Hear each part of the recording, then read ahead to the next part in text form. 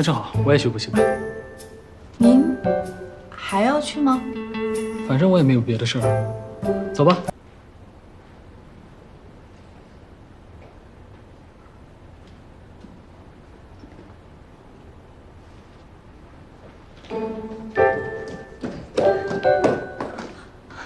老板，需要送你回家吗？不用，你要去补习班吗？那正好，我也去补习班。您还要去吗？反正我也没有别的事儿，走吧。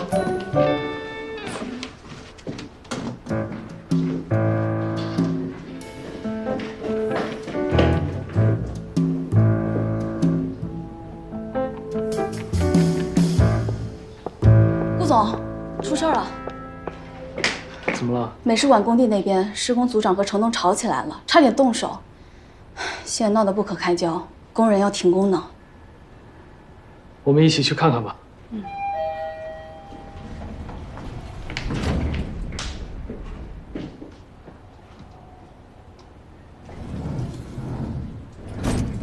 老板，需要我送你们去？不用了，你去也帮不上什么忙。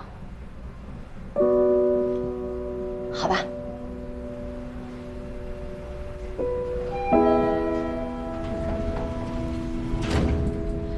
那曼玲姐，老板，我先走了。那你多注意一点，有事情的话就给我打电话。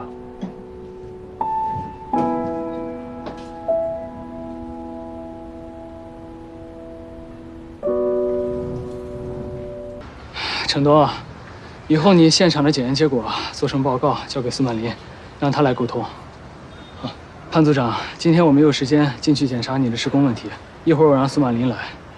如果我们发现任何的问题影响了施工，影响了工期，那我就按照合同来办事了。还有啊，无论发生任何的事情，以后不准动我的人。我就推了他一下。推也不行。以后再发生这样的事情，我就不是今天这样的处理方式了。去忙你的吧。好了好了，别看了，开工了。司马林，你自己回去可以吗？我有点事儿。我可以送他。可是你自己开车行吗？啊，没问题。老板，回头再说啊。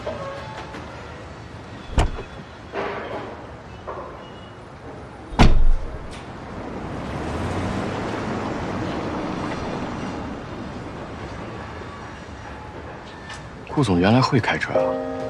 哎，他这阵子变化好像有点大呀。嗯，他确实变化挺大的。